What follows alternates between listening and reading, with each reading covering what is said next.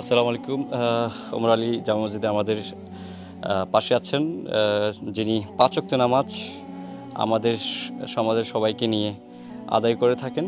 Young বয়সের আমাদের এই মসজিদের হুজুর জাবেদ, যার কথা বললে নাই, অনেকেই ইয়াং বয়সে তিনি একটা মসজিদের দায়িত্ব নিয়েছেন, খুব ভালো শ্রম দিচ্ছেন, পাশাপাশি সামাজিক কাজেও সবসময় নিয়োজিত ছিলেন।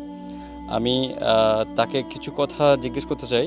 জাবেদ, আসলে তুমি ইয়াং, এই বয়সে ইমামতি করা এটাও একটা ভালো পজিটিভ সাইন। পাশাপাশি তো এই এই ইমামতির পাশাপাশি এই এক্সপিরিয়েন্সে, তোমার যে ফার্স্ট এক্সপিরিয়েন্স, এই এক্সপিরিয়েন্সের পাশাপাশি তুমি সামাজিক কাজে অনেক নিয়োজিত ছিলে। কেন?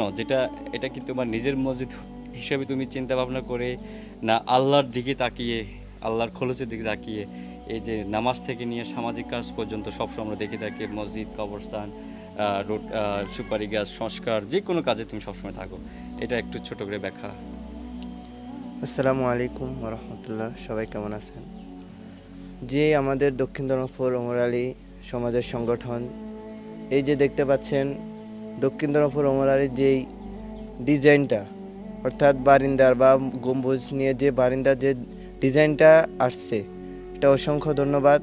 যে আর সুসাইডে আর কোনো এই মডেল মসজিদ বা আর আশপাশে বা গম্বুজ আর নেই।